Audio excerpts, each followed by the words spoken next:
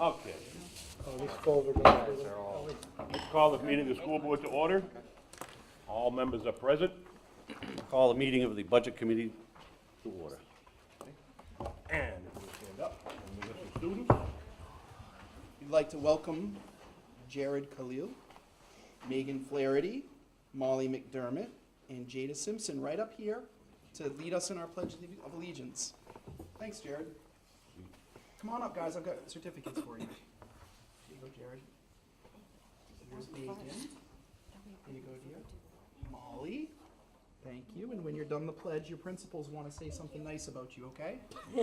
All right, you ready to lead the pledge? Go ahead. All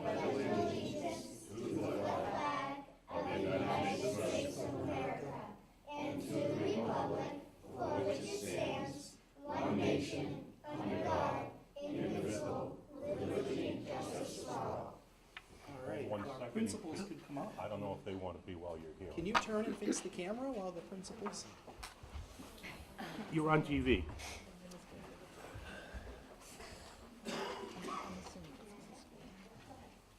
I'm not the principal. I'm Nick McCready. I teach 8th grade at the middle school. I'm lucky to have Jared Khalil in my class.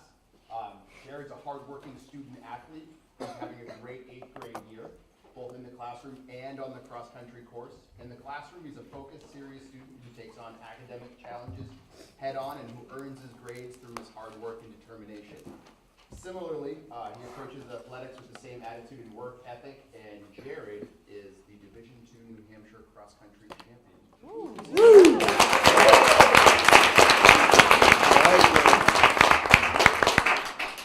I'm Patty Haynes, Principal Memorial School, and I have with me 3 of our student council officers, Jada Simpson, treasurer, correct? Yep.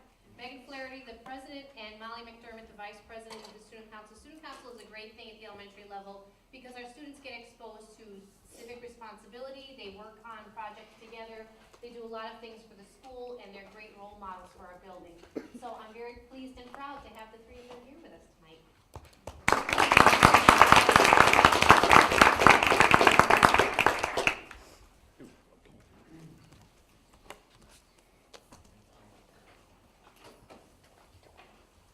Can we have a motion on the minutes?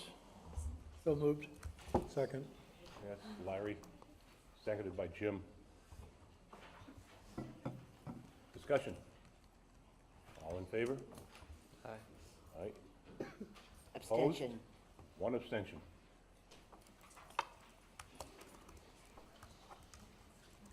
Not that I'm redundant, ladies and gentlemen, but often Phyllis has her back to us, so we're kind of a team here on this. Manifest is working its way around, am I correct? Here, does the BudCom need to, do you have minutes to approve? Yeah, how are we doing this? Like back and forth or one at a time? Okay, yeah, I suppose we should say this is a joint meeting with the Budget Committee and the school board. We'll be discussing the budget later on. So, do you want to do your Yep, minutes now? for our minutes, I would note that the meeting started at 6 o'clock and members, presidents are Vote on the minutes, right? Swayze, Kozak, Sear, Gannon, and Rogers Osterloh. Motion to approve our minutes, last minutes. Make a motion to approve. Jack's motion. Second. Second by Sandy. Any discussion? Okay. Approved. Vote. 4. Opposed. Abstained. Okay. We have a Mrs. new, Gannon abstained. we have a new school board member seating, took Karen Lytle's position, Electra Alessio. Most of you know her. She has been a long time with me in the town.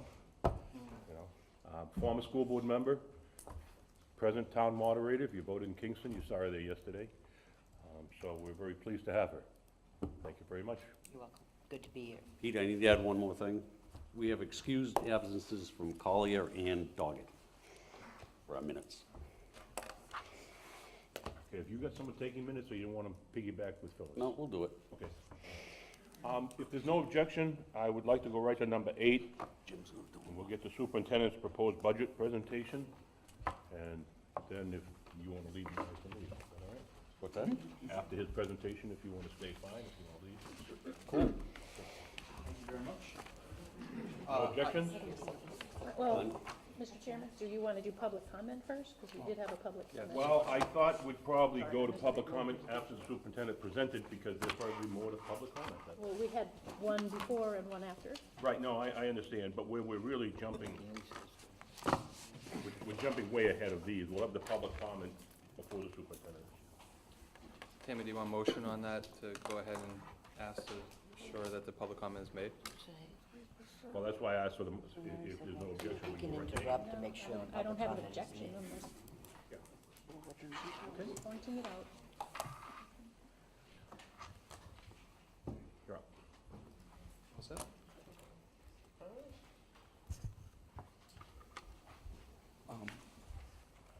Thank you, I will need the microphone. I'm such a conscientious student representative. Thank you very much, I appreciate that. Here, you're also an actor, right?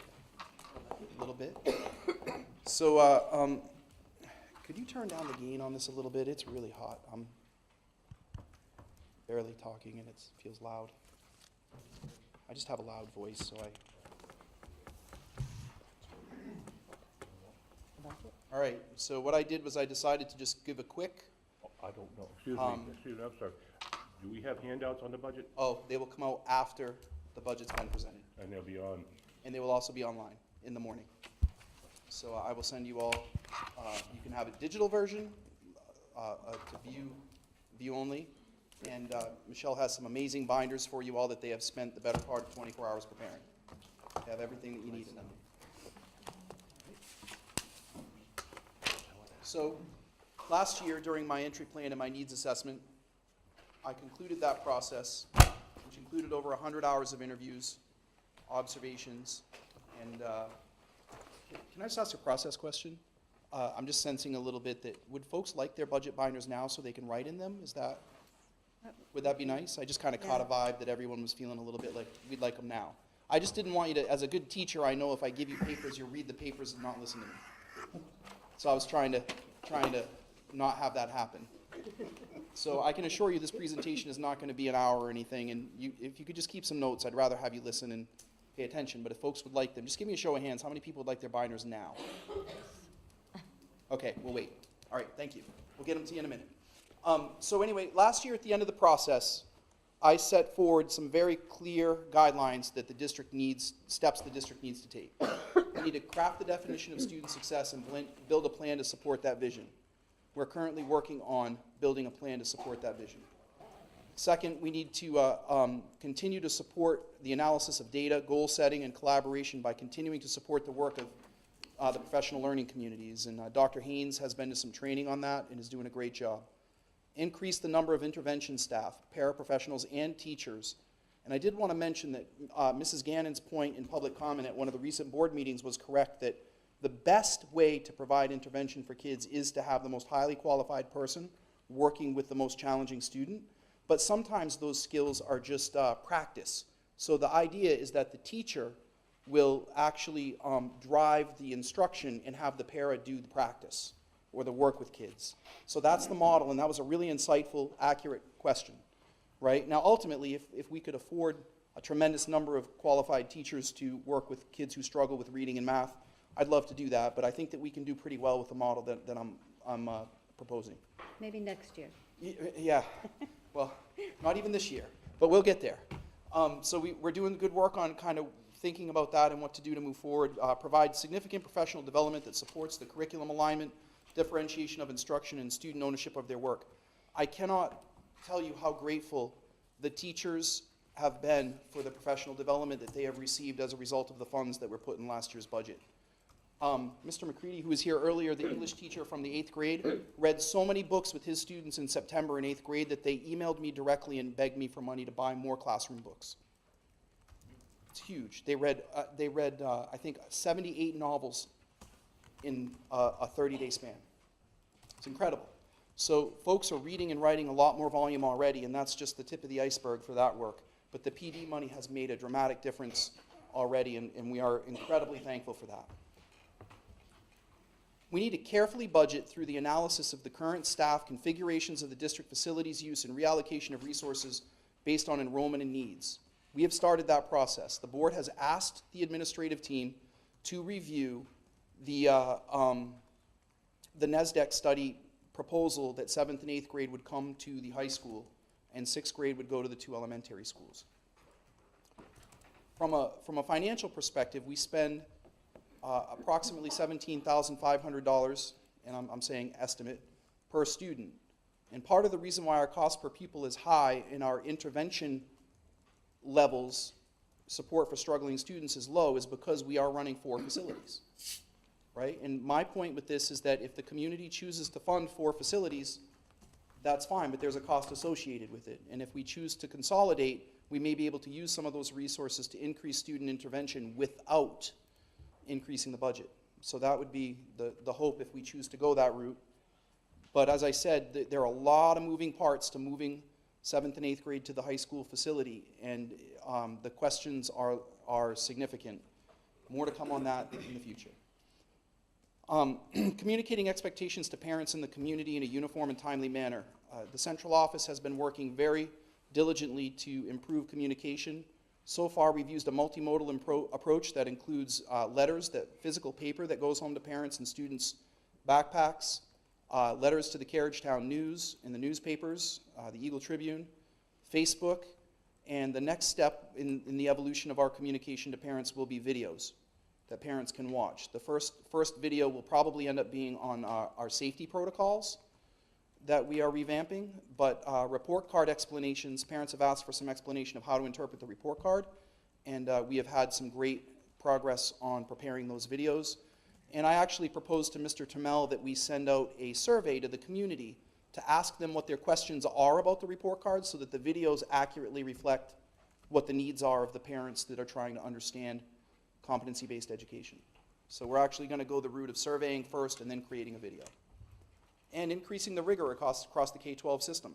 So already with the professional development that our staff has received from Columbia University, staff are implementing the writer's workshop in grades K through 8. And a lot of staff have taken it on themselves to start to work on the reading workshop as well. There'll be a lot more to come about that in the future, but again, I want to reiterate that taking a look at rigor and our expectations is really important, and I think you all heard in Mr. Tamel's presentation the level of work that's gone into creating the rubrics and the expectations. We will continue to assess, reassess, and improve because it's a constant cycle of continuous improvement. Increase the number of extracurricular offerings. If kids are at school doing things like bass fishing, then they're engaged in building relationships with adults. Yes, Mr. Swayze, that was a little bit of a joke. I know you love the bass fishing. And we would like to see more opportunities for kids. And I don't want folks to think that extracurricular just means sports, because I'd love to see us have a guitar club at the high school. You know, there's many ways to engage kids, and we need to continue to explore ways to offer more and a wider variety of offerings. And the next one was, in my list from last spring, was reaching out to the community, particularly the senior citizens, and increase the volunteer-based K-8 to mirror the hundreds of people already working with the high school. So we have a really strong volunteer base at the high school. I would like to expand upon that in the district. That is a work in progress.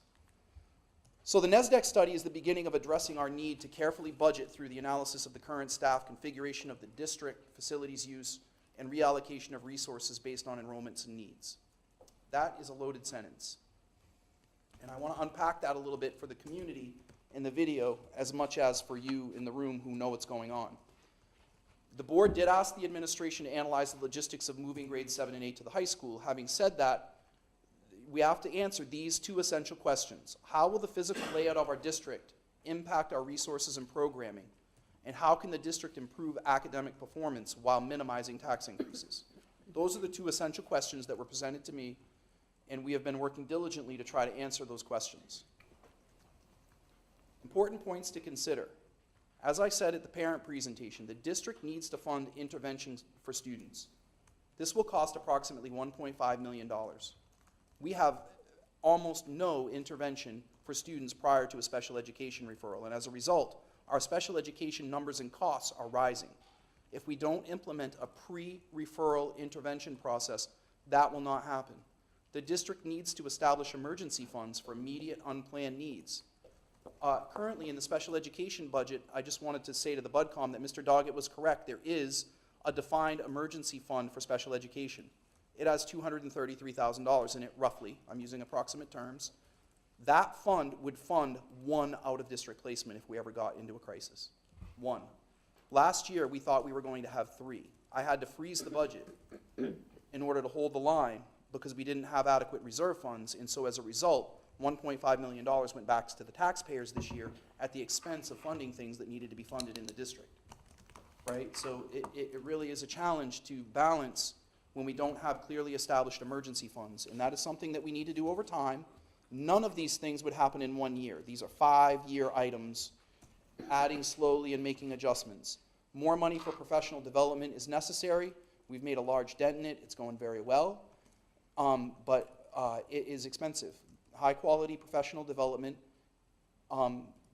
is supported by research, because research shows that the most effective change that can increase student learning is the quality of the teacher in the classroom.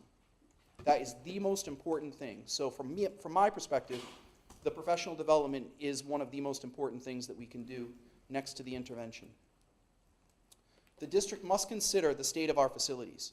The capital improvement plan outlined a $3.5 million needed at the middle school over 4 years, and that does not include any other costs. So I want you all to know that I sat down with Steve Riley, the director of facilities, and I went through the capital plan for the middle school, all $3.5 million. I sat down with him and we went through line by line every item that's already been funded, because the plan's a few years old and there were some things that had to be done. And then we parsed out things that fell into 2 categories, well, 3 categories. One category was essentially things that had to be done for the middle school to run, which came out to be about $1 million. Things that were semi-cosmetic in nature, those were about $1 million. And so it's really important to recognize that in order for us to be transparent as an organization, that there are some, how do I say it, the capital improvement plan, there seems to be quite a significant difference between what's in there in terms of the estimated amount to address an item in that plan and what the actual cost ends up being when we get someone in to do a more formal estimate. So for example, Mr. Riley had one item, I can't remember what it was, but it was $193,000. Well, we got someone in to do a regular estimate, it was $43,000. So I am investigating where the elasticity is, for lack of a better term, in the capital improvement plan, because, you know, when we put the walls in the main office, the first quote was $33 grand for the central office last year. By the time it was done, we had it done for $14,000. We met at the Memorial School and looked over the estimates for moving the front office and improving safety. The original proposal was $250,000. We got it down to $60,000. So I just want to be clear that I'm personally working on these to increase efficiency and reduce any kind of flexibility that's in those numbers. I want those numbers to be clear and accurate, right? We need to be dealing with accurate numbers. So that's really important for you to know. That kind of work takes time, but it's worth it because it saves a tremendous amount of money and it helps us to make informed decisions. So at this point, the estimate for necessary changes at the middle school went from $3.5 million to $747,000. And important but not necessary changes that include some safety changes and reorganizing of the building for more efficient use was another $1 million. So I just want to be clear about the facts on that because the community had asked me to research this. Right, some parents in particular had been asking.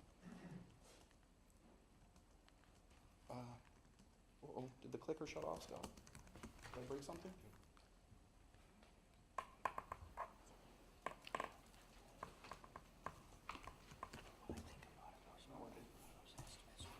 Sorry. Want to go to the next slide? It worked. It worked? Thank you. Oh, this one's done. I got to go to the next one. I'm sorry. So at this point, what I'm going to do is bring us to the budget presentation for this year, but I wanted to have an overview. It's really important to recognize that there's a tremendous amount of work going on in the district that really is a spider web that affects the budgeting. And some of this work won't come to fruition for another year or so because when you think about how much work it takes and time it takes to ponder moving the 7th, 8th, 8th grade to the high school, Scott, I can't get in here. I'm not sure why I'm not. I think that's the last slide. Right. Yeah. Oh, Why can't I got it, I'm fine. Thank you very much. I'm a Mac user and I'm on a PC right now, so I'm a little out of my element. All right, so it's important to recognize that as we move toward more fiscal efficiency and have conversations about our resources, we also have to consider the impact of the programming on the kids, and that will be part of the study that comes out. It'll be a holistic look at what will this mean for kids, and what will this mean for the teachers, and what will it mean for our budget. More to come on that. All right, so here are some reasons to celebrate. Last year, every student in our district left with a concrete plan for the future. 43% went to a 4-year college, 23% went to a 2-year college, 3% to apprenticeships, 2% to the military, 19% to employment, 1% to a gap year, and other 9%. I just want you to know that in my mind, the goal is always 90%, because there's always going to be 10% of students who are going to go to the world of work, but 90% of our students really had more training coming. It's wonderful. Our school board did define, as you remember in my goals for the district, the outcome of my entry plan. Defining student success is important because every other decision should be measured against this definition. So our graduates will demonstrate success in 2 or more of the following indicators. We've read them many times at board meetings, but I'll quickly go over them. Completion of a New Hampshire Scholars Program of Studies, standard science, technology, engineering, and mathematics, STEM, or arts. A grade of basic proficient or better in a dual enrollment college course. Scholastic aptitude test SAT scores exceeding or meeting the college and career ready benchmark. American College Testing, which is ACT scores, meeting or exceeding the college and career ready benchmark. A score of 3, 4, or 5 on an advanced placement exam. Earning a career and technical education CTE industry recognized credential. Completion of a New Hampshire career pathway program of study, which includes academic coursework, post-secondary career planning, and a work-based internship extended learning opportunity, which, by the way, we are a leader. I would dare to say, at least state level and possibly nationally in these ELOs, we have a tremendous amount of students doing extended learning opportunities, and it's an incredible process. If you're ever curious, our staff would love to talk to you about it. Scoring at least level 3 on components of the Armed Services Vocational Aptitude Battery Test. And that also comprises the Armed Forces Qualifying Test, the AFQT. For those of you who don't know, that's one of the most accurate predictors of success in the world. The military spent a fortune to create that exam, and it is very, very helpful when they place folks in the military. So it's a really interesting test. Acceptance into an accredited post-secondary institution or acceptance into an apprenticeship reviewed and validated by the superintendent of schools. Now remember, these criteria mirror the criteria set forward by the state when they applied for the federal funding through the reauthorization of the Every Student Succeeds Act. So the results, without having these benchmarks as a target, we analyzed last year's seniors to get a baseline to figure out where we're at. 48% of our students qualified for the New Hampshire Scholarship Program, and 72% met the criteria for student success set forward by the board. Which is interesting because, again, they didn't have this criteria. They weren't planning for it or setting that as a goal. So I'll be interested to see what happens now that it's become a goal in our culture, right, to see the outcomes. Now remember, you have to meet 2 or more of those criteria that I just reviewed. We had many students who met 4, 5, 6 of those. 48% qualified for the New Hampshire Scholars Program. 31% earned at least 1 college credit by taking a dual enrollment course through the Sanborn, which includes Great Bay Community College, Northern Essex Community College, or Southern New Hampshire University.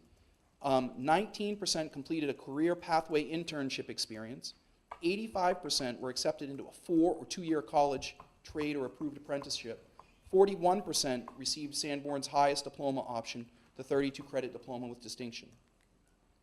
Sanborn Regional High School last year was awarded the 2018 Excellence in Education Award, given to one New Hampshire high school each year that exemplifies excellence and can serve as a model program for other New Hampshire schools. The Excellence Award is given annually to the one New Hampshire elementary, middle, and high school, and these are the 5 characteristics: curriculum and instruction, community and culture, vision, informed, which means that they utilize data and information that supports personalization, and empowered. There's a culture of empowerment amongst students, staff, teachers, administration, and community members. Sanborn graduates on average are successful in their freshman year of college. 81% have returned for their second year of school. That is an impressive number, folks. Right? 50% or less is typical. 81% is very impressive. Sanborn's average 5-year graduation rate is 91%, above the state average of 88% and the national average of 82%. For the 2018-2019 year, 86 students are engaged in an internship or other extended learning opportunity. In 2018-19 program of studies has 6 AP course offerings, 2 NECC course offerings, 6 SNHU or GBCC dual enrollment offerings. For Charlton, those acronyms were expelled out on the previous page. Sorry, Charlton, just a dry joke. I'm just keeping it light here. More reasons to celebrate. At the middle school, 33 students achieved high honors and 97 students achieved honors. 15 8th grade students qualified and were accepted into the National Junior Honor Society. 26th grade students participated in a science-themed student exhibition project, which, by the way, was amazing. I went over and saw that. 6th and 7th grade students participated in educational field trips, emphasizing teamwork, collaboration, relationship building, and much more at the Nature's Classroom and Camp Lincoln, which I think that Mr. Rutherford has been at Nature's Classroom for the last 2 days, right? Fun? I bet it was great. Very rainy. Yeah. In athletics, we won the Tri-County Championships in girls field hockey, boys and girls outdoors track, girls MOC champs. Sandy, can you tell me what MOC is? We need to... Thank you. Thank you. And Tri-County Division III Sportsmanship Award winner. In the past 2 years, they've been able to sustain over 300 students participating in middle school athletics. The chorus and band achieved a gold medal rating at the Great East Festival, hosted at SRHS. 4 students in the chorus and band were nominated for the prestigious Southeast District Music Festival, and the New Hampshire Band Directors Administration Honors Flute Ensemble, 3 students, and in the Honors Saxophone Ensemble, 1 student, and in the Honors Band, 5 students. Memorial and Bakey schools were recognized as Blue Ribbon schools for 2018. The Bakey School was recommended as a Golden Circle School for the first time in 2018.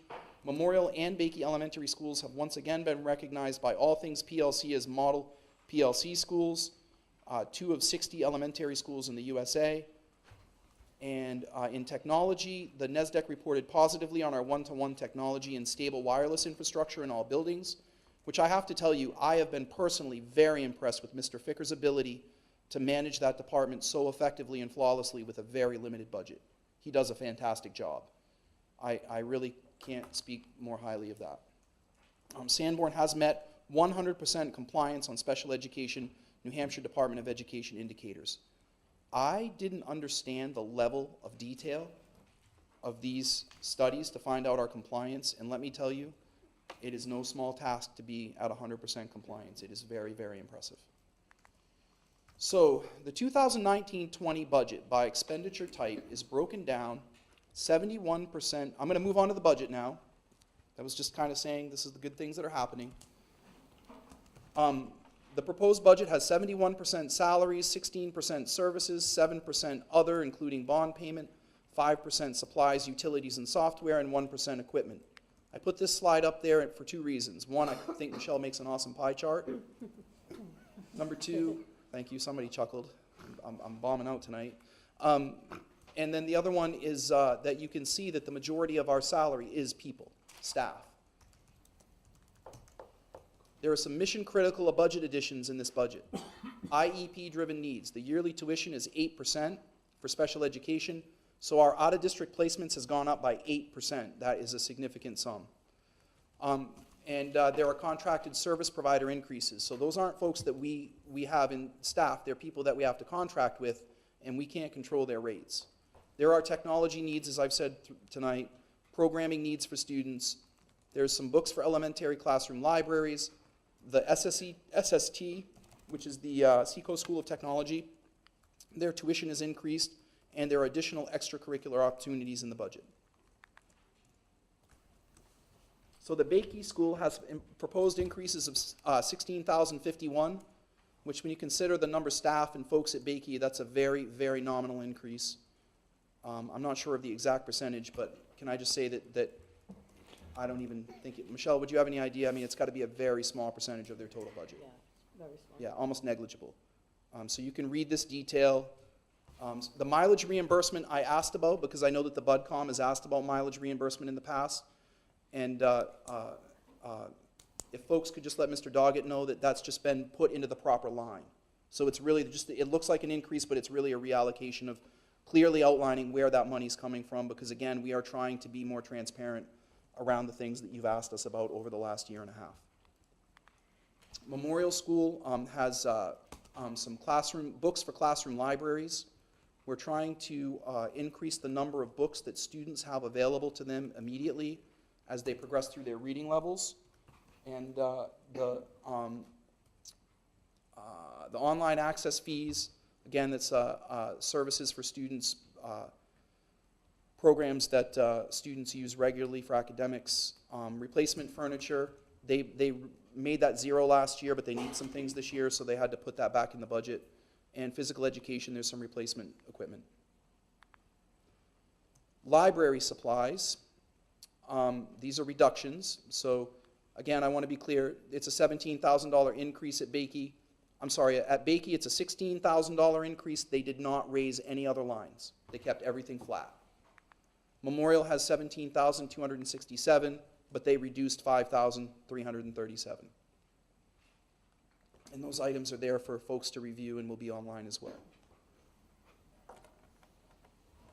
The middle school reduced $31,928, books, online access fees, supplies,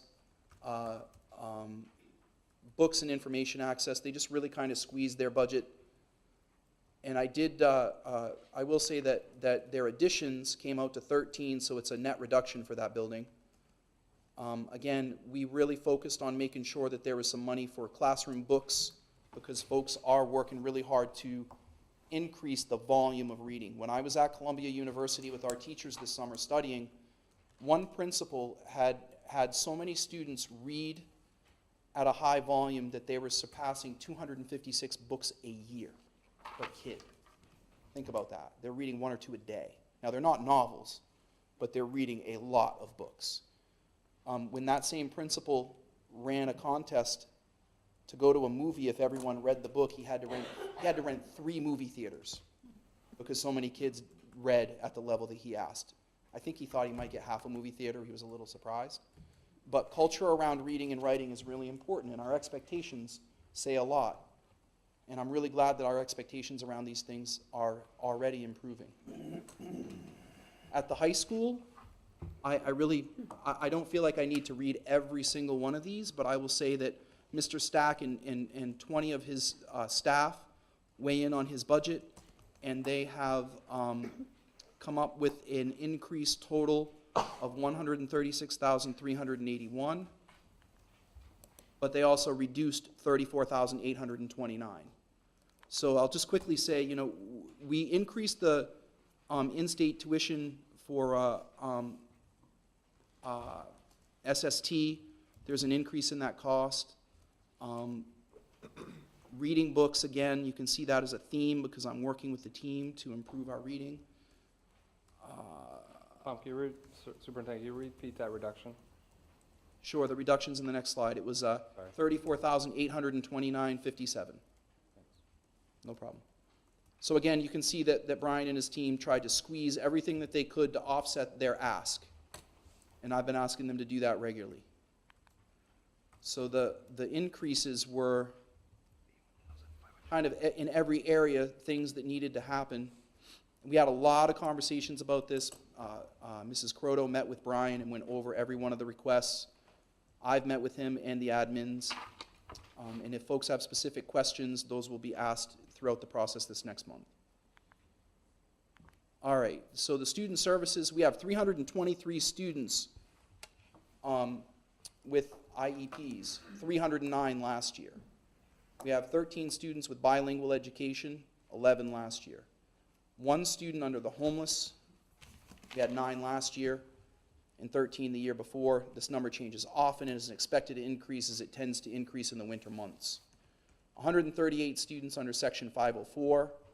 This is an important number. When our student enrollment is 1598 and 323 of them have an IEP, that is clear evidence that not having an intervention program prior to special education referral is a major problem.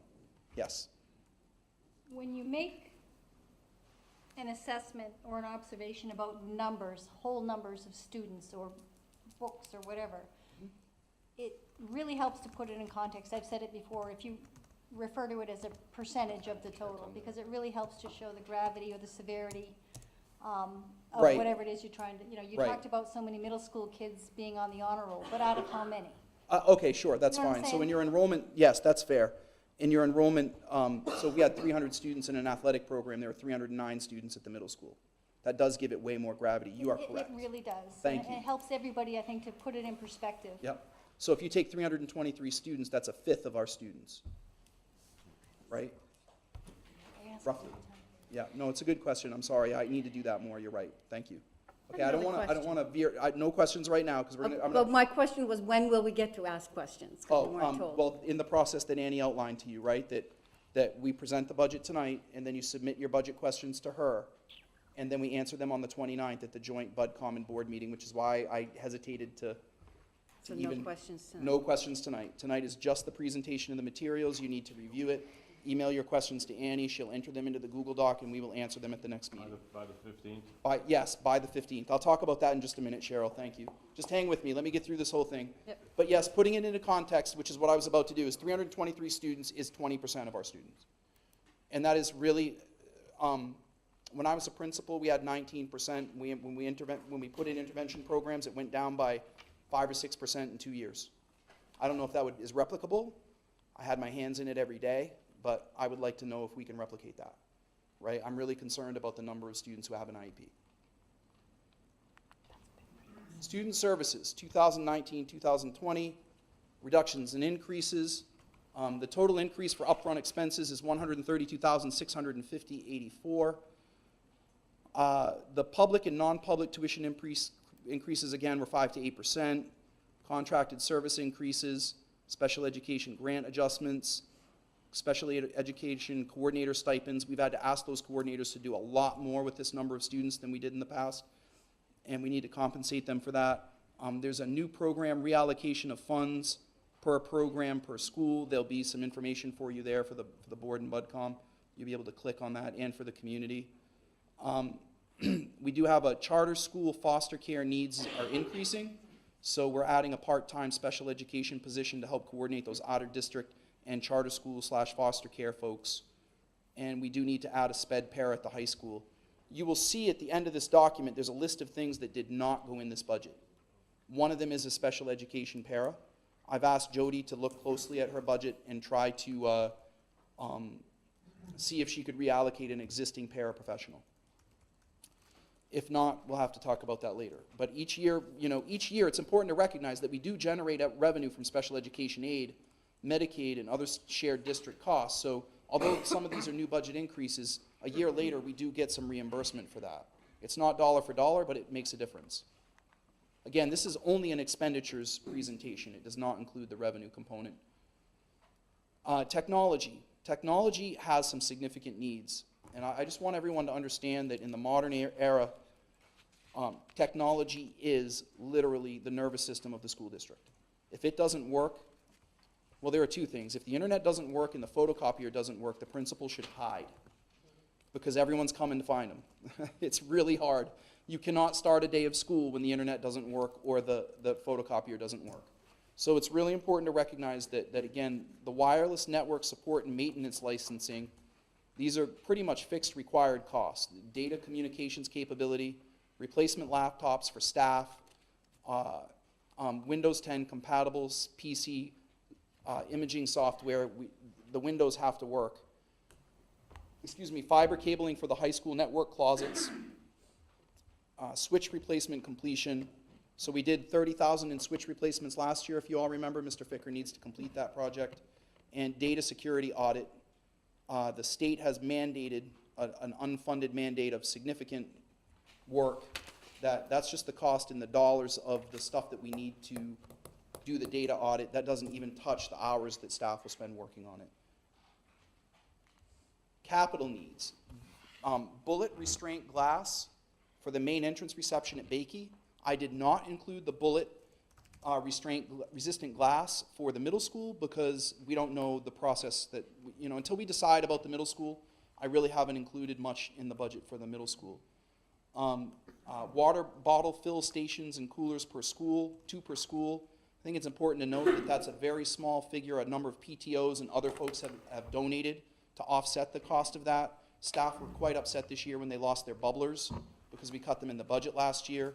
And so we had a conversation with folks and agreed that having a water bottle fill station that runs off straight water so that we don't have to pay for the bubblers to have refills would be a much more efficient way to do this. Aquamatic valve controls, controls the water treatment systems at the high school. Replacement of ride-on auto scrubber, which is the, it's kind of like the floor Zamboni that cleans the floors. It has to be replaced. Truck replacement, our current vehicle is at the end of its commercial life cycle, and that totals for those capital needs is $50,844. Now I know that $50,000 is a lot of money, but I want to remind people, we have a $35 million budget. I just can't tell you how hard it was for Steve Riley and the other folks to get this down to $50,000. They worked really hard, and you'll see the list of things that did not go in the budget at the end. Summary of increases and decreases. So Bakey had a $16,000 increase, Memorial 17, the middle school 13, the high school, so the middle school came in at a negative 18,000, the high school went up 100,000, the student services went up 233,000, and the athletics went up 32,000, and technology went up 189,000. In our year-to-year adopted budget and enrollment summary, so in 2014-15, we had 1,760 students. This year, we have a 35,148.07, which was barely a $150,000 increase from the year I arrived, with 1,598. Next year, it's to be determined. I do want to be clear that at the high school, part of the reason why there's been a significant increase of about $100,000 is that the high school has 30 more students than they were anticipated. So the district went down to 1,598, but the high school actually went up by 30 students. That's a lot. It's usually 10, 15 students one way or the other is not. But we're getting, the high school ironically got more enrollments, and we cut the most positions there last year. Overall summary, the 2018-19 adopted budget is $35,148,007. The recommended budget this year is $36,112,427. It's a change of $964,420, or 2.74%. The budget does not include approximate increases to cover the collective bargaining agreements and benefits. Those would be voted on as a separate warrant article. These are very important items that are not included in the 2019-2020 budget. The track is 2 years past its timeline to be resurfaced. The visual emergency notification system, which is amber blinking lights for all schools, is $60,000. That covers phys ed, the band rooms, and places that need to be notified because they can't hear the intercoms. Mr. Termel is currently writing a grant to try to fund that. So we did not put it in the budget, but it is a very important item. The special education paraprofessional that I referred to earlier. We did not increase 20 students for the Seacoast School of Technology, $44,000. We have 100 seats, and we'd like to have 120. We would like to add 2 more college classes. 2 are in the budget, and it's $18,500 to add 2 more. The Bakey fire alarm system. So we received a letter from the fire chief, Mr. Seaman in Kingston, stating that he would like us to consider looking at replacing the fire alarm system at Bakey. I met with Mr. Riley, and we discussed it at length, and it is inspected, it does meet code, it works, but occasionally the alarm does go off due to dust. So what Mr. Seaman is going to do is analyze if he can figure out which specific alarm has been triggering the random calls that occur, and see if we can replace the ones that have been triggering it and save us some money. But I do think it's important to recognize that Mr. Chamel is also writing a grant to try to fund that as well. Right? I mean, if the fire alarm's just going off randomly, it's not often, but it is disruptive. And certainly Mr. Snyder's very proactive. He counts that as one of his fire drills, but it's just not the way we want to do things. The DDC is the direct digital controls for climate. Currently, they're pneumatic. If we change them to digital, we will have a 5-year return on investment, but we just felt that we couldn't spend $91,000 this year to do that. New sports, we put $15,000 in the budget, but we did not put the other $15,000. The original request was for $30,000. The memorial office really does need to be moved to improve safety. That would move to the front of the building instead of the back of the building. It originally was $250,000. We got it down to $60,000. We were going to budget $40,000 and try to really squeeze it to have it happen. Michael is writing a grant to try to get that funded. There's been a lot of conversation about safety and a proposal from the safety committee to add a resource officer to the Newton campus. That would have been $100,000. We may have been able to cost share with the police department, so that's the cost of a resource officer. I think I could probably lower that a little, but it was not included in the budget. There are various needs for our auditorium. It needs materials regarding our projectors and other items. There's a sound system that needs to be purchased for the gym. The gym sound system is very old at this point. Remember, this building looks amazing, but it's what, 12 years old now? So some of the equipment in the gym has seen more than its lifespan by far. And the speakers and the projector and whatnot in there, which, Charlton, I thought that's what you were talking about at the beginning of the meeting, right? You said a screen. I thought you meant that one. That did not make it. And then remember, when we have student assemblies and whatnot, they need to be able to see and hear what's being presented in the gym. The gym is used for many, many facets of our organization. And then there's a ride-on snowblower. I know that sounds kind of funny. I asked Steve about it. Well, first I asked him if I could take it for a drive. I was denied that privilege quite promptly. But then the other thing is he made me realize that the amount of walkways, you can't possibly shovel the walkways here. They're way too big. Right? It's just too big of a facility. The elementary classroom books, we put $20,000 in the budget. The original request was for $40,000. I will work with the principals to try to augment that for another year. We did not put any literacy or math intervention in the budget, although I did ask Mr. Stack to take a look at his current staff to see if he could reallocate a position to math intervention at the high school.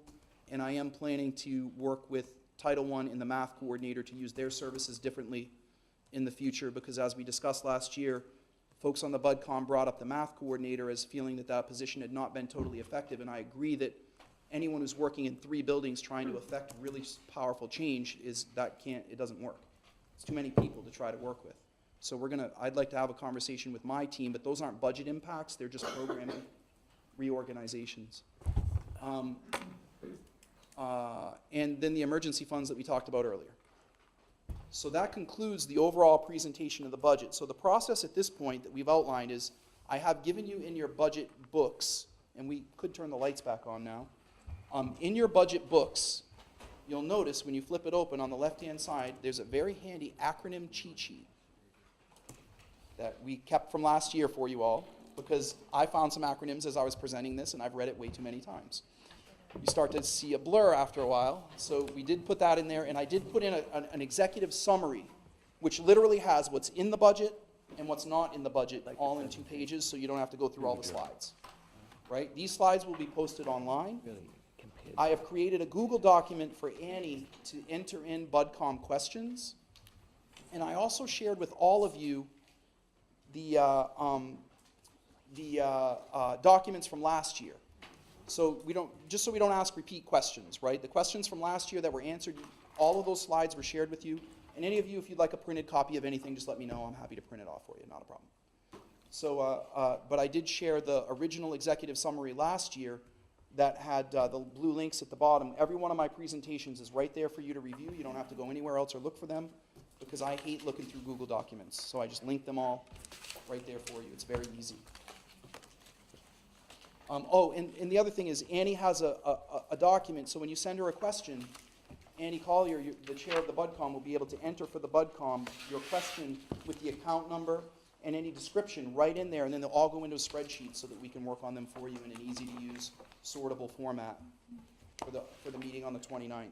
So the process is that the questions would come to the chair of the BudCom, and for the board, I'm fine with you just emailing the questions to me, or putting them right in. I created another process for you where you have an individual survey that you can ask questions in, and that is all set up and already shared with you so that you can just get started with it. The questions are due by next Wednesday. I don't mind if they come in at Wednesday at 4 in the morning. You know, it's fine. Midnight. On Thursday morning when school starts, we'll lock the docs and get to work, right? Because you have to remember that we have to answer all of these over Thanksgiving break and during the week before the 29th. And that will be the big answering night of all the questions. And after that, it's on to deliberations about what the next steps are. Thank you very much.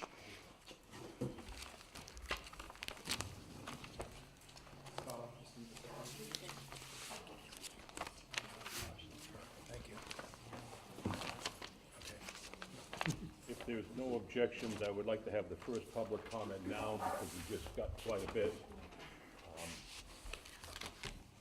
No objections, okay. Ladies and gentlemen, we'll have the first public comment now, but please, as always, any public comment should be on the agenda. So if anyone has any questions, this will be the first one, there'll be another one later on. Mr. Robert? Yes, sir. Could Michelle take a moment to just walk the folks through what's in their binders before we do that? Why don't we take, Questions first and then do that? no, well, why don't we take 5 minutes, Okay. okay? And she can do that, that way we're not interrupting you. Okay, great. You can think of questions you might have. And I Michelle, if need you'd like to walk through those now, that'd be great.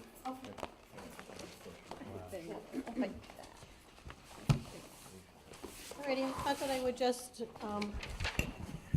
kind of walk through what's in the binders so that you have an idea of what you're looking at. You have a table of contents in the front, and then on the left-hand side, you have a list of acronyms. We're happy to add to that list if you find anything that we've missed, but there's a reference sheet for you. And then you have different dividers that are in the blue paper, and in different sections, there are some tabs. So that going past the first section, we have the superintendent's presentation that you just saw this evening. And then at the end of that, there's an executive summary in that same section. So I'm not going to go through all of these in detail. I just want to give you sort of a 30,000-foot view of what's in the packet. The next section has summary budget reports, and there's several pages in there. I will tell you that some of these documents, I should probably back up and say that many of the documents are on the tabloid size paper, because this is really the first time we developed a whole new budget system this year utilizing Google Docs and pulling a lot of different systems together. So this is really well suited for viewing in an electronic format. We tried to also print it on paper, so some of the documents are very wide and lengthy to see on paper. But in the section that says summary budget reports, you have a document that shows a summary by fund, and it has 5 years worth of actual history, an average for the 5 years, the current year's adopted budget, and then you see the information on there that's by the principals or administrators proposed and the superintendents. So you have a lot of information on that. You have a document that's by object that gives you total information by object, and then some summary information by location and function beyond that. And then a document that you might find handy to kind of direct your questions. In that section, the last document in that section is a summary by function and location that gives you the amount of change from the current year's budget to the proposed. So that's in that one section. Where is that, Michelle? So if you're in the, let's go by the blue, I'll call the blue dividers. Yep. Summary budget reports. Go to the very last page in that one section. And let's give Tom his copy too. Thank you. Thanks. Do you see it? The document looks like this. Oh, okay. It's in, So just before the next blue one. right. So it's summary budget reports is the section. The last page in that section. On the report, it says, report by location and function, change from FY19 adopted budget to FY20 proposed budget. So one page, 8.5 by 11. Trying to make sure that. So this section, summary budget report. Are we gonna get the pivot tables? Yes, but I'm gonna do it for this one.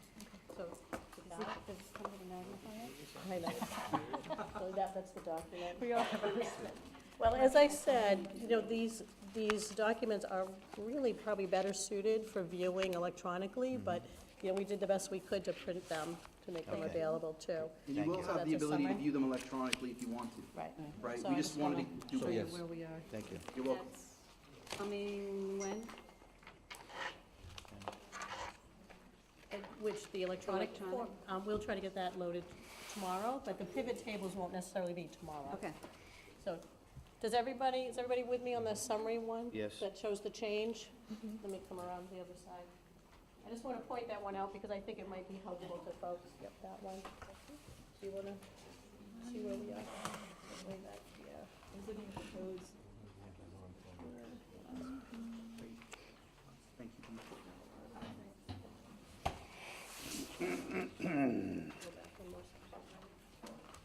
This, that's it right here.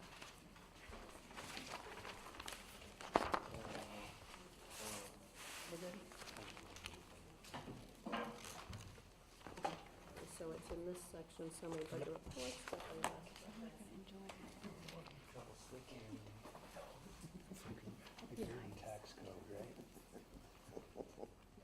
So that particular document, I just wanted to point out for folks because it does show the total change of the budget from the current year adopted to next year's in these categories. So if you were wanting to look at, specific areas to see what that change is comprised of, it's in the superintendent's presentation, but you can always also get through here. It will direct you to the area to look into. Past that section, we have summary FTE information. So there's a page that gives you by location FTEs. And then we have in the next blue section that's subtotaled budget reports by location. This is where you have the detail by location, if you will. We have a cover sheet for each building, FTE information, a chart for each building, summary by function for each building, and then these tabloid-size documents that list every single account number, 5 years' worth of history, the 5-year average, the current year adopted, and then you see all of the activity from the principals or administrators proposed, what was the changes that were made by the superintendent, getting to what was proposed in that budget. And there's one tab for each location. At the end, we have the SAU and district-wide information, and then a document that has the totals for the organization. Past that, we have summary reports by administrator. So this is sort of a new way of looking at it. So is everybody with me at this section, the summary reports by administrator? Yes. So in the past, I think you've been familiar with the information by location. But as you're aware, Steve Riley manages the facilities. Ryan Stack manages the high school. But he doesn't necessarily budget for the facility needs of the high school. So these reports by administrator show you which administrators are budgeting which areas, and then you have their specific section. If you look at the reports, but go back for 1 second to the reports by location, every single account number has a person's name attached to it. So you can cross-reference from the reports by location to those reports by administrator. The reports by administrator are the only place that you will see narrative information if there's narrative at the account level.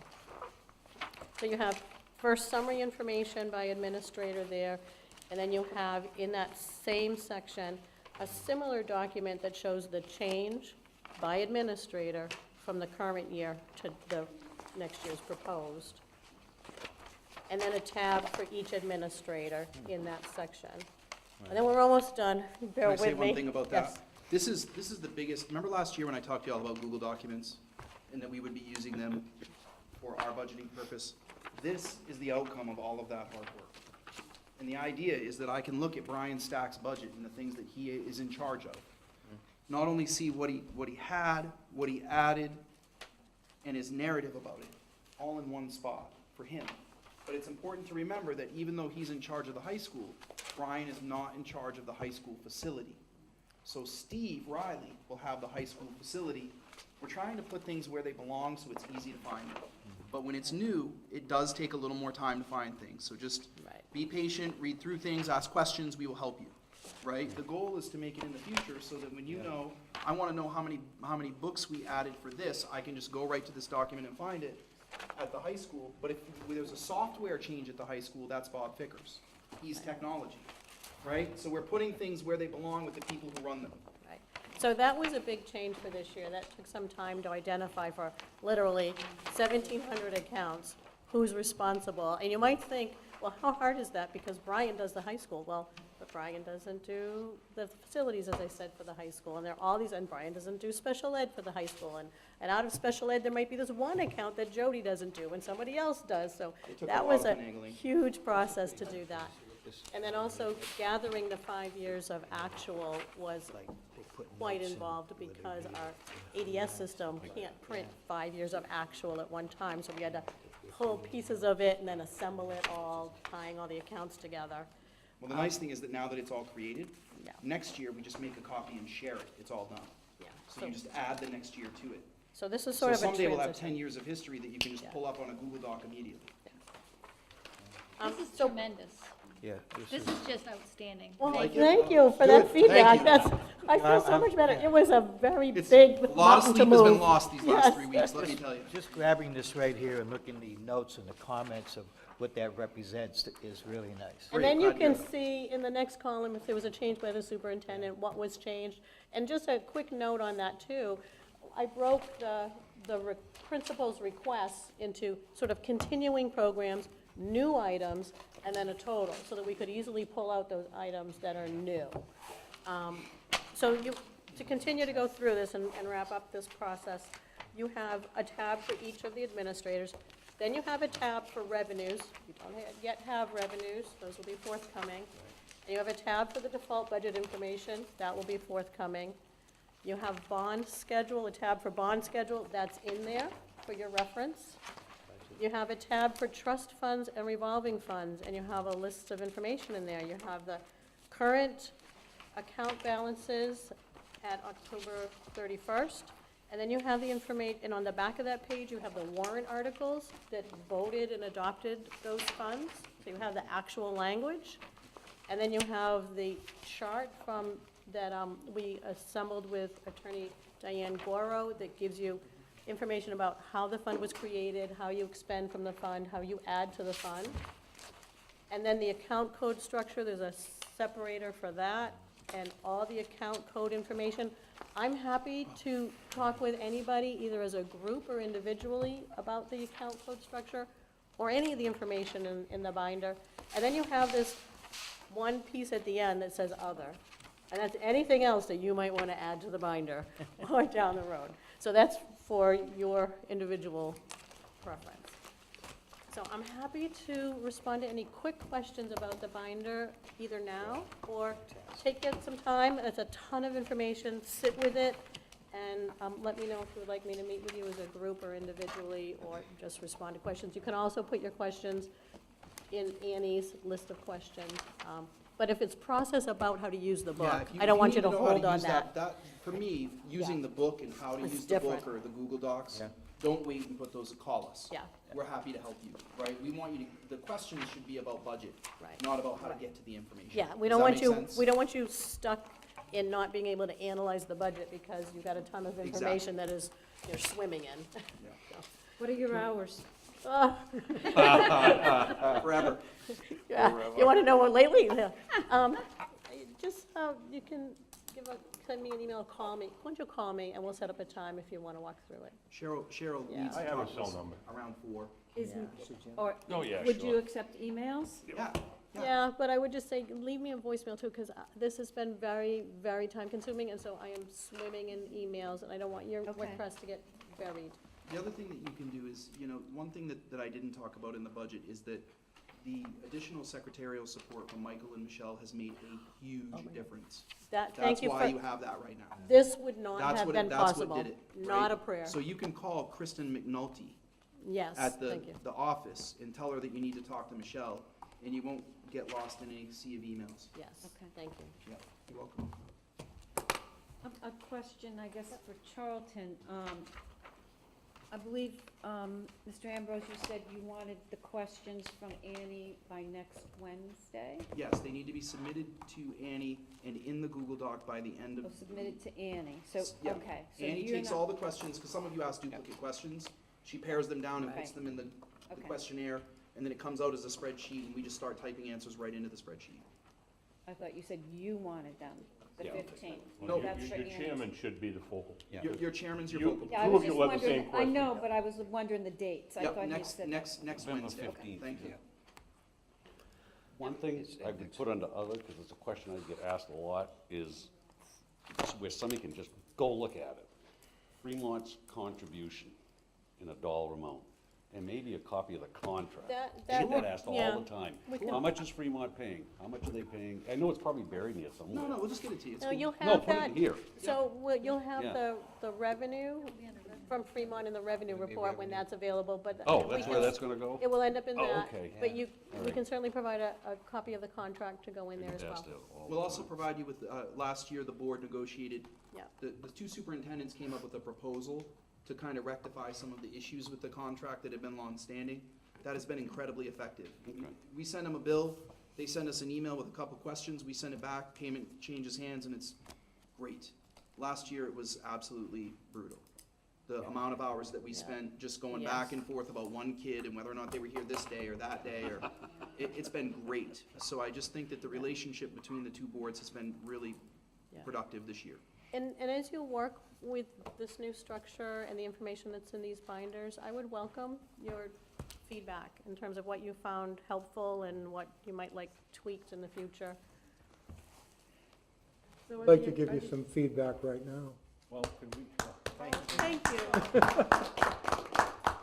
Much The account appreciated. code's pretty much unchanged from last year. Excuse me? The account code's pretty much the same. Yes. So they started to memorize some of those. Yep, those are the same. The Alright. codes didn't change, just the way it's laid out is way more easy. Okay. You Easy will, to access. you will see in the detail that we added a new, I'll call, it's an object code for the mileage reimbursement. So that will show up in the detail that you'll see there was nothing budgeted for this year, there's something budgeted for next year, but most of those items are covered by reductions in other lines.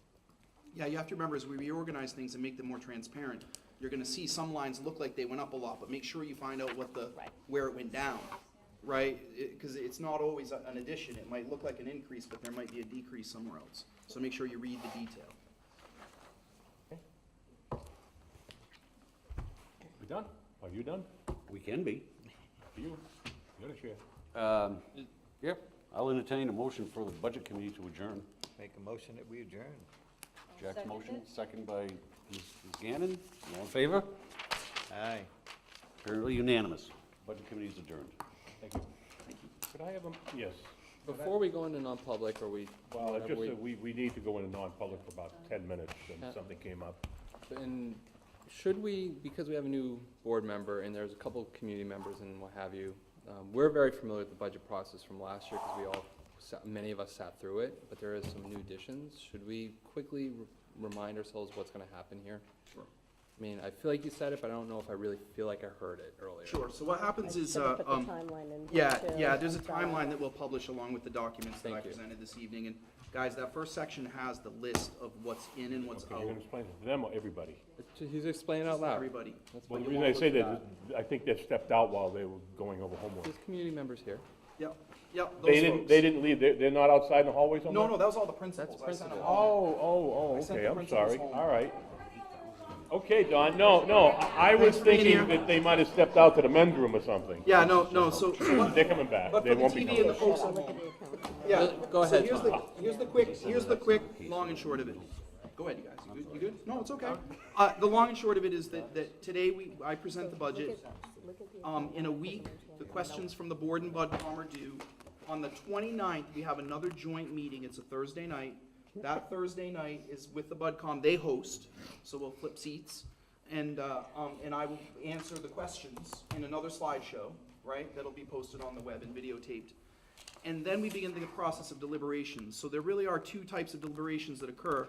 The board will deliberate, the superintendent's proposed budget is proposed to the school board. The school board then has to adopt a budget, which may or may not include the items that have been in the superintendent's proposed budget. The BudCom simultaneously will be having deliberations, and our hope is that at the end of the process, we come to a budget that we can all agree on. Once that occurs, we have the first meeting of the deliberative, which is in February, early February. This timeline will be posted online, and that meeting will be a public meeting where the community, the voters, may amend the budget as proposed by the board and/or BudCom. And we will also review the default budget, which is the budget that could be accepted should our proposed budget not be adopted. After that process, we will have a vote in early March. It's the second meeting of the deliberative, and then the budget will either be adopted or the default budget will be adopted, and that concludes the process. There's also a hearing in January, the public hearing. Oh, thank you. I think of every board meeting as a public hearing, so Right. you are correct. There is also a public hearing in January. All right, thank you very much, sir. I think we both jotted down some important notes here, so we appreciate it. Yeah, no problem. We will post the exact dates, times, and locations on the website along with my presentation this evening. Great question. Thanks for coming tonight, guys. Appreciate it. You did a good job. Thank you, Jack and I we're gonna give you our approval, aren't we? Yes. No, I can't talk to I anybody think I'm else. gonna pass out now, to be honest with you. I didn't think that was coming. Compared to some of the other stuff we've sat through. Good, good. You just passed our budget? Thank you. Well, I like your point. Remind me of your point. Now you're getting greedy. You have, and it's not that I'm, Perspective as a percentage of the total, it's really, Yeah. it does. When you look at 323 students against 1595, that's a big difference than 6,000, right? Puts it into context. And I like it colloquially. It's a little easier to read. Thank you, thank you. I'll keep, but don't be afraid to keep reminding me. I'm trying. I still missed a couple acronyms. Keep trying. Thank you. Thank you, guys. Have a great night. Michelle, I don't know what to say. Glad you enjoyed it. Employee of the month, or 2 months, whatever. it It's is. up to you. We can do it at the end or Tell not. this guy over here. If we do it at the end, everybody's gonna leave, they won't be here when Okay, we can do it when now we do then. the motion. Sure, it will only take 5 minutes. Non-public. Yep. So we're gonna take, Well, we need a motion. Well, we're shouldn't gonna we- take a motion for a non-public, should only take 5 or 10 minutes, so. I think we should have public comment first. Yeah, good. Again, with so many people left, I thought they were out in the hallway relaxing while we went over that. I have no problem with that either. Everybody left. Any public comment? Come on, Dawn, you know you've got something. You can, if you want to relax and do it the second one, that's fine. Okay, all right. Any other public comments? Okay, all right. I'll make sure there's a second one for you, Don. I'll make sure there's a second one for you. Okay. Okay, so how about a motion now? Okay, I move that we go into non-public session per RSA 91A, whatever it is, For a to personnel issue. personnel issue, that's. I think it's 3C. 91A32C. And D, right? And D is fine. I'll go with that. Okay. Could you ladies just give us 10 minutes? Poll the board? Pardon? We do poll the board. Don't you poll the board? We will in a second, okay. Okay, I didn't get a second for that? Yep. James seconded it? Okay. It is a roll call vote now. Yes. Cory? Yes. Yes. Yes. Yes. Yes. That's unanimous, Phyllis, by roll call? We are now out of non-public. And we did the manifesto, resignations, nominations, and your report. So let's start with the resignations. So we just discussed in non-public, we do need a vote to accept the resignation proposal from Annie Rutherford. Move to approve? It's okay. Okay, Early retirement, not. not resignation, She's not going somewhere else. requesting early retirement. She's not requesting early retirement. I so moved. I already moved to approve. I second. Okay, Guys, fight that over was good. Tammy and Larry. Any discussion? All in favor? That's unanimous. Thank you. So Please add that we wish her well. I Yes, will, she will be missed. I will miss her personally. I have enjoyed working with her greatly. I will let her know that. So the next resignation, I'm gonna try to make it through this without choking up. Want me to do it? No, I got it. Mr. Termel has accepted another position. He was not looking. He has had a fantastic year and a half at the central office, and he has been sick with whatever it is that we've all been catching. So he's home this evening. He really wanted to be here. He asked me to convey to you with the utmost sincerity that this was one of the hardest decisions of his life. The opportunity is incredible. When he explained it to me, I cannot share with you the details of what he's accepted. There'll be a press release about it, and it is wonderful for the state of New Hampshire. So I like to think of it as you never really say, goodbye. You just say, I'll see you later. I'll still see Mr. Termel, and I'm really glad that he's going to be doing what he's going to be doing for the state of New Hampshire. But I'm sad because we have come so far in the 16 months that we've worked together to figure out what's working and what's not working and how to make things better here, and he's been a real asset to our team. So I just want to let you all know that he did ask that he let you know that he'll work as hard as he can every day from now until the end of his contract, or now until the end of December. He will hopefully be able to have those grants. Oh yeah, Michael will have every dot will be, every I will have its dot, and T will be crossed twice over with Michael. So you said now until when? The end of December. December. Yeah, it's a kind of night. That's why I said earlier it's been I don't know if you heard me, but I said it's been a really long day. So I need a motion to accept This happened right after you stepped out today. Second? I heard that was Tammy's second. Discussion?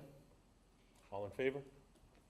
Do you have a discussion? I was gonna say, I don't know the gentleman, I've heard wonderful things about him, but I think you should add to your motion with regret. With Okay. regret. Thank you. It's a real appropriate to do that. It shows that you cared about him and his services to the district. Thank you, Ellie. All in favor? Unanimous. Any nominations? I don't even know. Can I make a post comment? Pardon? This is very telling of the curriculum that we have, that yet we're still waiting for the results for years down the road because things do take time. Yeah. End of story. We sat through a 5-hour presentation 2 weeks ago, because of the work that man has helped with many others in this district. So, very telling. No I nominations didn't this think evening, there thank you. were. All right. Do you want to discuss about the bond, maybe, or you want to talk? No. All right, Nothing. just one. Yep, thank you very much. Yeah, Yep, we'll hold on that. trying to make, we're all on I'm the still same trying to page. figure out what to do with Michael leaving, and so Pete was just asking if we wanted to discuss it all, and I said not at this time, at the 29th. I'll have a clear planned outline about what I've to do got for us. crack X at home right now for all those cracks that I'm trying to fill in my concrete, so. That foundation, Thank you. keep that foundation going. You got a safety report update? I do, I have a quick my superintendent's report, I feel like I kind of did my superintendent's report when I did the budget, but I will say that this Thursday, we have a professional development day, and the students will not be in the district. And our district-wide student superintendent safety advisory team has done an amazing job of moving forward with giving a responsive option to an emergency at the school. Now, to be honest with you, I mean, we might have a bear in the dumpster, or we might have a problem out on the playground, but the reality is that what we're really talking about is the possibility of a horrible incident involving a school shooting. And that's what we spend the majority of our time talking about, how to handle that. The staff are being trained. The elementary staff will be trained this Friday, and then we will start doing drills with adults, and then we will have some drills with students. We are also, Mr. Dawson is in the midst of creating a video. Bob Dawson and Patty Haynes have been working as kind of the administrative lead on the safety issues. And so Mr. Dawson's gonna star in our video, which we thought was kind of fun, because he's a fun guy. So we're looking forward to his informational video for parents. And we did decide to do a letter and an informational video instead of a parent night, because we don't really get great attendance. We want to reach more parents. So we're going to send the video out via social media so that it can be shared with a note that folks can email me at any time. All right? Thank you.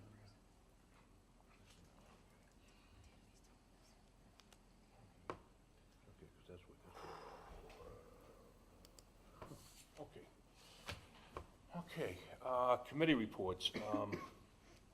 Ellie, just to let you know, because you're filling in for Taryn's position, she was on public relations, she was the chair, but to make you the chair coming right in, we didn't really think that was No. appropriate. No, and I believe I read something in the minutes that you were the chair. That's right, so. This is like a plumber having leaky sinks, please Oh, don't yes. go that No, way. we took care of that. But I want to let you know that I am appointing you. Public to relations? Public Relations, and Tammy will be the chair. I'm also on it. And then we've got, You're really throwing me we under go the way bus. back, I gotta tell you, we go way back. You are Also, she's on personnel. Jim, I think that's you. And Taryn was the chair, Taryn was the chair. so Ellie can be the chair of that. Oh, No. thanks a lot. If it's all right with you, I'll move you to chair on that. Are you looking at me? No, Jim. Oh, okay, I was gonna say. Yeah, I'm not Tammy? I'm not on that. Well, we committee. I already stuck it to her Yeah. once. So,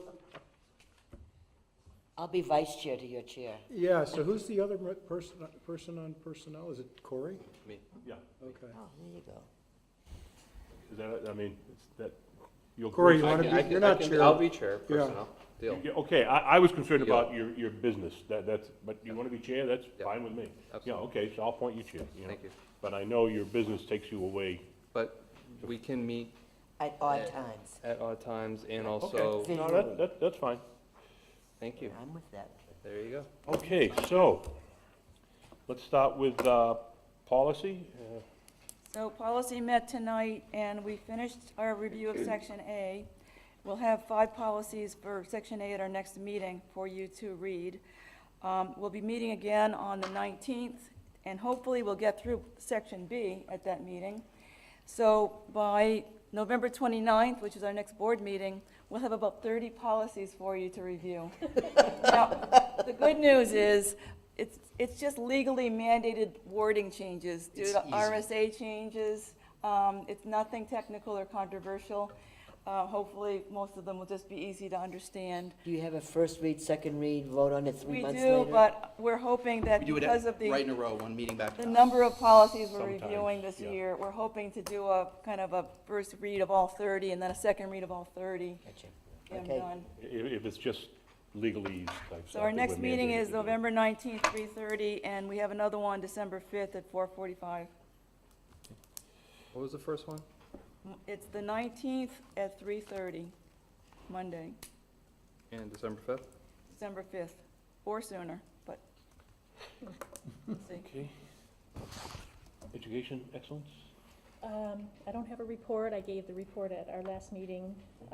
The next meeting of the Excellence in Student Achievement ISA Committee is on the November 28th at 4:30. Facilities? The most recent meeting of the facilities was October 3rd, and I reported on that on October 3rd, that evening, DSB meeting. We were going to meet this afternoon, but it got rescheduled because of the budget presentation. So we're going to have either reschedule a meeting for another time this month, or we have a meeting scheduled for next month, depending on need. Finance? That was, our last meeting was on October 17th. We reported it on October 24th, and our next meeting is November 14th. Public Relations? I don't have a report, we have not met. The calendar has a meeting next Wednesday after the Finance Committee meeting on the 14th at, so I guess that's at 5:30. If that works for everyone, I will put that on the calendar. So November 14th, 5:30.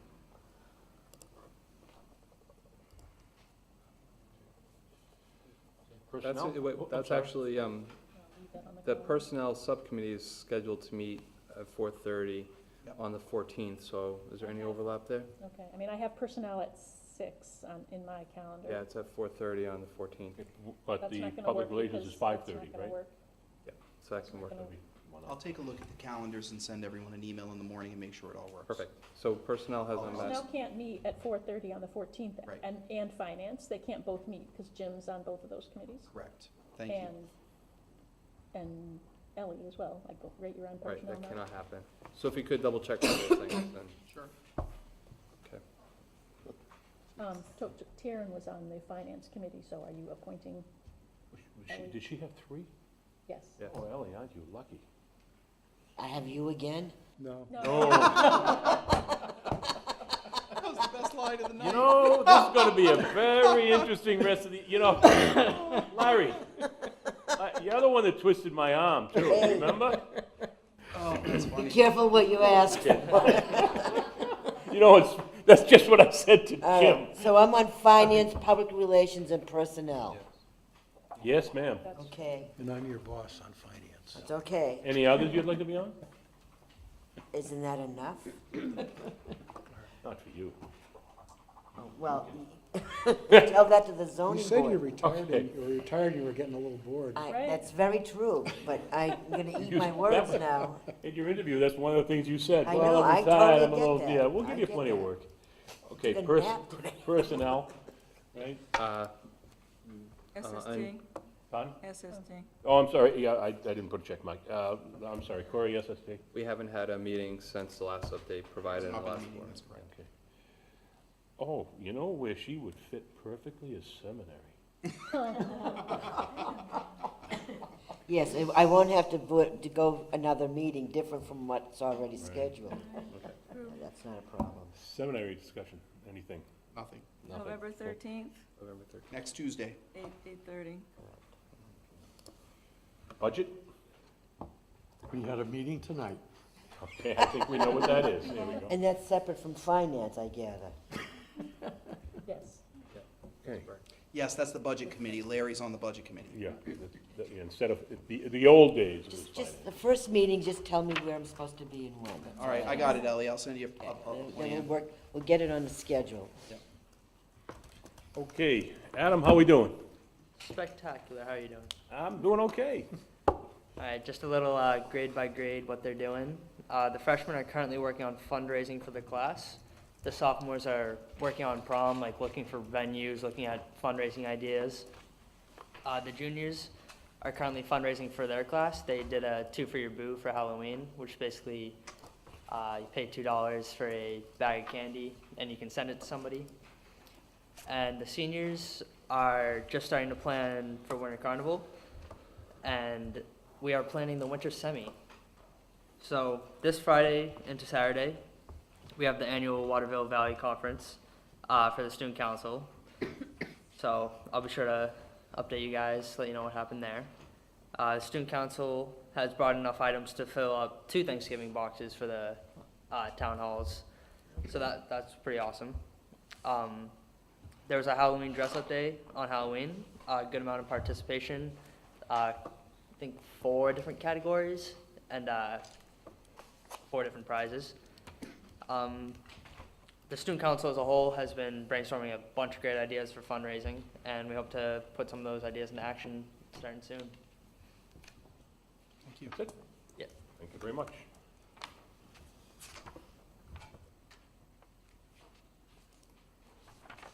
Dawn, you're up. Second public comment. Hold on just a second. Dawn Dutton, Kingston. Decline the- I had a quick question. I know you said the policy committee was meeting December 5th. What time was that at? December 5th at 4:45. Okay, thank you. We have another meeting, no, I don't think we're gonna have another meeting after the 19th, it's just the 5th. It's hard because November only has about Right, 15 and school then days in it, so Thanksgiving, we're yeah. trying to cram all these meetings Oh, in. I'm a well short aware of how many school days there are. Yes, yes. And how 3 many there are daughters. not. I want to just take a second and thank Mrs. Rutherford. I'm gonna get teary. She has been I can't even explain how important a role she has played for all of the students at Bakey. My kids for, 10 years. And without her, those are gonna be some really big shoes to fill. That's all I can say. She, not just being the vice principal, but also being there as part of the special ed team. She has been, I'm still trying to process this. But she's helped a lot of kids. So I hope when it's time to replace her, you really take a look at what the skill set is for the person that you're bringing in. Because knowing special education and how to help students and understanding early intervention and all of that is going to be critical to making sure that the special ed program runs smoothly over at Bakey. She does a phenomenal job of that right now, and we need to make sure that that stays that way. Do I hear that there might be a parent that might like to be on the search committee? I would absolutely love to. If I could volunteer right now, I will. You can volunteer. I'll be sending out a notice looking for Okay. folks to volunteer. Yes, well, you can accept this as my official. I also wanted to say, I know this isn't technically on the agenda, but I had some parents texting me during the meeting that were expecting the presentation from the superintendent to come a little bit later on in the meeting, and they were going to be coming a little bit late. So they were texting me to say, has it started yet? And by the time they were texting, we were almost through the presentation. So Sorry. a little, if we could, No, maybe go ahead. a little heads up next time, because this was an important presentation, and there would have been a few more parents here if we hadn't bumped it.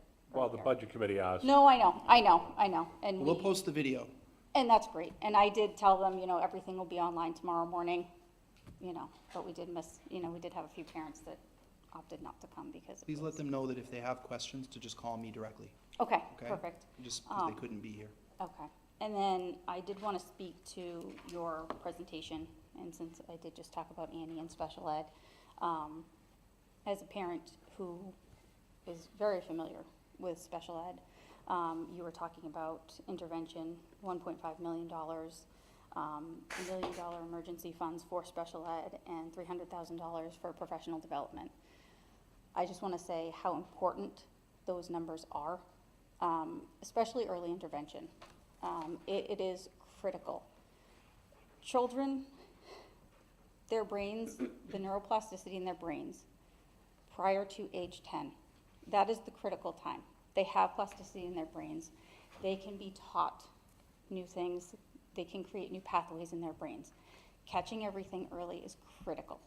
Once you miss that mark, you can still help them, but it's not as effective as if you help them early on.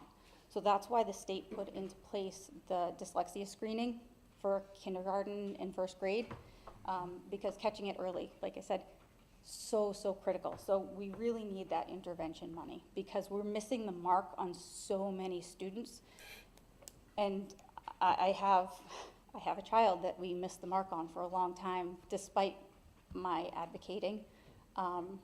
We didn't have the intervention, and we didn't have the professional development that allowed the teachers to know what they were looking for. They weren't trained to know what they were looking for. Now we're sending teachers to Columbia University, you know, we're doing the professional development. So I would just like to urge you to continue to fund the professional development, to put more money into early intervention, and to really look at that extra $1 million in emergency funds.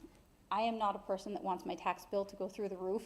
I don't want to just spend money willy-nilly, but these are some really critically important things for our budget. So, thank you. Are you going to be going to the budget meetings also? They need to hear that. Well, I was kind of hoping that they would stick around, Right. but they okay. were, by the time first comment, they were already walking out, so. Well, there's one here, so she heard you, and Larry heard you. But Well, if you it's go to- online, so maybe If you go they'll to watch it. BudCom meetings, that does help. I think it's so important to recognize too that emergency funds, although there's an increase in the year that you add them, if we don't spend them, they just go back to the taxpayers. It's not, it's supposed to equalize the tax burden when an issue arises. Not, it only gets expended through, well, special education emergency funds get expended internally, but all the rest of them would be a conversation here. Hey, school board, we've got this emergency fund, this is the emergency, we're asking you to fund this. It's not just like the administration would just spend them. There's a process for expending those funds once they're created.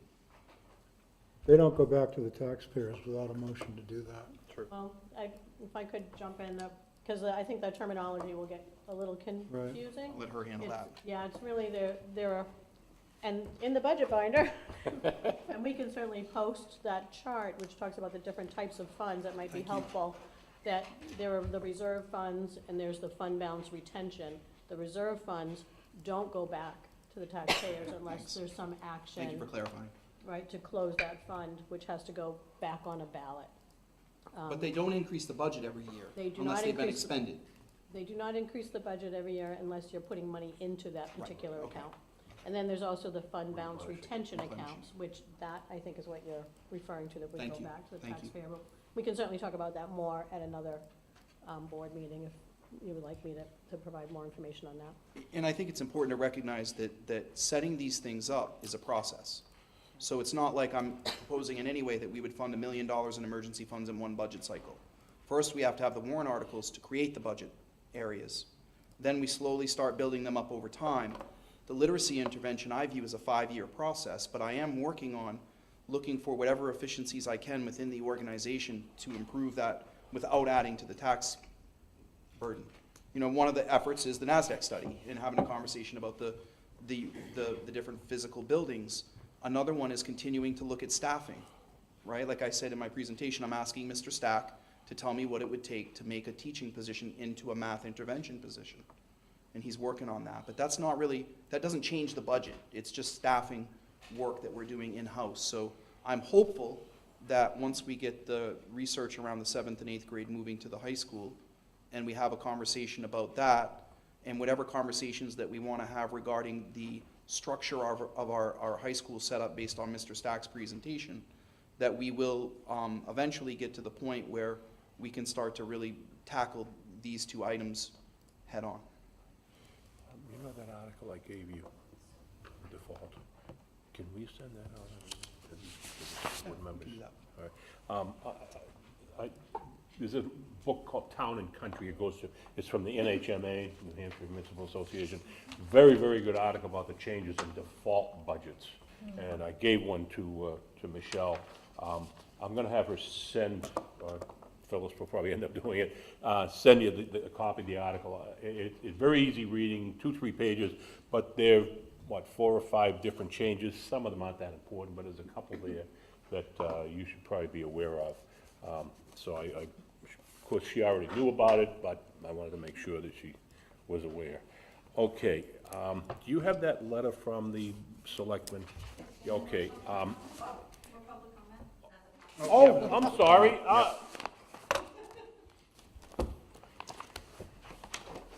Cheryl Gannon from Kingston. Sorry I was hiding. Okay. I just wanted to welcome our new school board member. Thank you, Cheryl. She's going to bring some history and hopefully be forward-looking. Welcome. Thank you. Good luck. Did you say good luck? This Yeah, is, but she knows some of the people I used to work with. this is the letter on using the facility. I've got it right here. Okay. There's a little history to it. They sent a letter to me. They didn't like my answer. They sent a letter to you. Hopefully they won't like our answer. Basically what they're asking for is when they used the high school, No, the Memorial School. the Memorial School rather, for veterans, we won't charge them for the custodian. I answered them that we'll waive the fees and what have you, but actual out-of-cost expenses for us, about 2-3 hours of overtime for the custodian that is incurred because they want to use it, we shouldn't pay for it, especially the taxpayers of Kingston shouldn't pay for it. Just a little history, there was a time we didn't charge for building permits in the town. Then we found out Newton was charging for building permits when the school did something, so the Kingston taxpayers were paying building permits, and we were not charging the Newton taxpayers. But, so now everybody pays, the town, the school does pay for the tax. That was a decision the selectmen made. I have a problem subsidizing the Newton taxpayers when the town of Kingston taxpayers will be paying half the cost of the custodian at an overtime rate. Question, Your choice. what do we charge the town of Kingston for using Swayze Gym for elections? And/or what do we charge the town of Newton if they use a school facility for elections? I believe it's a wash. Is that a fact? We don't charge either town for elections? It's a wash because they use a building, we use a building. The other one is the state, the town-wide one, when there's school committee elections and things. So because they use a memorial, we use the high school, that's a wash. Wait a minute, the only time both towns use the facilities is March. Yesterday was a state election. Yes, And we were at the Swayze Gym.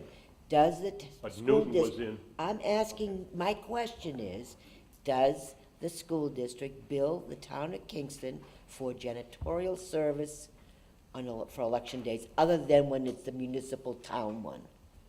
no, not that I don't believe so. I'd have to look it up. I Don't don't know know. the answer. I'm very sure they don't. Okay. I can't remember any bill I've ever seen. This is for the veterans, right? Veterans breakfast? Yes. Yeah, can I read the letter? Yeah, I think they it'd be- I thought they had one. Yeah, well, no, Are there people out any there other, don't know. are there other organizations that we allow to use facilities that don't pay anything? None that I know of. I What don't think we've about- ever been asked for that. What about the Boy Scouts or the Girl Scouts? Or- Well, It would be in the policy. Can I just say that the point, can I just read this letter and explain the situation a little bit more clearly? I think would be helpful. Let me read the letter, so for the camera, for the folks who are listening at home. Right, Dear board members, this is regarding the Veterans Day breakfast in Newton. I'm writing on behalf of the Newton Board of Selectmen regarding our town's upcoming event to honor Newton's military veterans. This year, we are expanding our Veterans Day ceremony and offering a free breakfast to our local veterans on Sunday, November 11th. We anticipate a large turnout for this event, making it difficult to host it in any town-owned property. Our board contacted Superintendent Ambrose, who has been kind enough to offer the use of the Memorial School cafeteria and kitchen on that day. Per their normal process, the school staff has asked us to pay a deposit for this event and anticipates that we will need to pay for the custodian to clean up. The school has offered to waive the facility usage fee. So I have the authorization to waive or not. So I don't know about all these other folks, but for this one I did, because it came to me, they asked me personally. I've done it for other things as well. I don't know about the voting. Our board is prepared to pay these fees if that is what is necessary to make sure we are able to hold this event for our veterans. However, while these fees are small, as fellow community leaders, we're asking you to waive any and all fees since this is a local event in which we share the same interest. We also hope that you will accept our invitation to attend this event to represent the school board. Please contact me if you have any questions and as a contact information from Mr. Donovan. I explained to Mr. Donovan that waiving the fees does not cost our district any money because it's the fees for the building But if they're going to use the building, the custodian, if we can't, we're not waiving a fee, we're actually paying for the custodian. I didn't feel comfortable doing that, so he asked the school board to deliberate that. That's why I asked the question. The fees are not, I think that it's reasonable to waive the fees. I'm sure you do that for a lot of things. That's my what we agreed guess. to at the beginning. But you need, but if you know if we pay, I don't care, we just need to be consistent. Exactly. Yes, and You this know, is a if we weekend don't event. charge Kingston for the janitor for election day, Right. then we shouldn't charge the town of Newton. Well, I would For agree, Veterans Day. I would agree with that, but the problem with this one is, and I do not waive the fees for custodians for any weekend event. Okay. Because then- they have to then- come in separately. Now, if it happens through other channels, i.e., folks who rent out the facilities through facilities, that, I'm not aware of that, but from my perspective, the weekend custodial fees, so during the day when there's voting, there's custodians there. We're not paying an additional amount to have them be there. If they're there at night, they just clean it in the morning, right? It's normal custodial fees. These were additional custodial fees of overtime. So I said no, but if you all want to pay it, look, I'm all for supporting the veterans.